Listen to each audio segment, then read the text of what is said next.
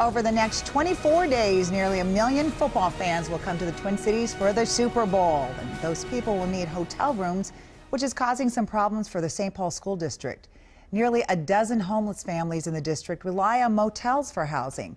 But as Angela Davis shows us, come Super Bowl time, those families are going to need a new place to call home.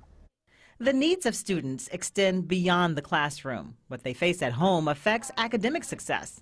In St. Paul Public Schools, about 2,000 students are experiencing homelessness. Then we do have a section of our students that are living in cars or riding the train or are staying in tents and campers overnight because they don't have adequate shelter. The Family Service Center in Maplewood is one of the places homeless families find shelter until they can get back on their feet.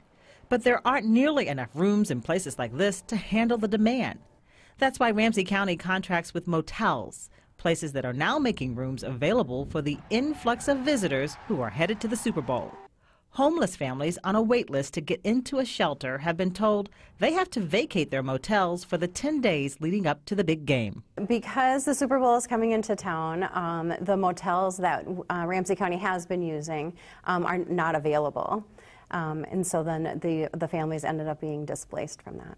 The school district considered opening up a vacant school to provide temporary shelter to families, but then the county was able to find alternative spaces for those affected. The approximately $12,000 in donations they received to help out will now be used to assist homeless families with their other needs.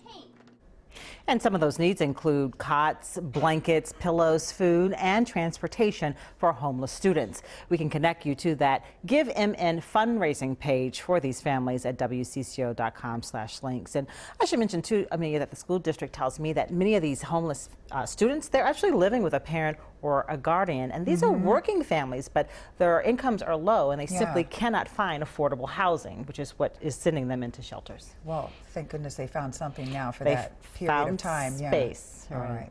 Thank you very much, Angela. Right.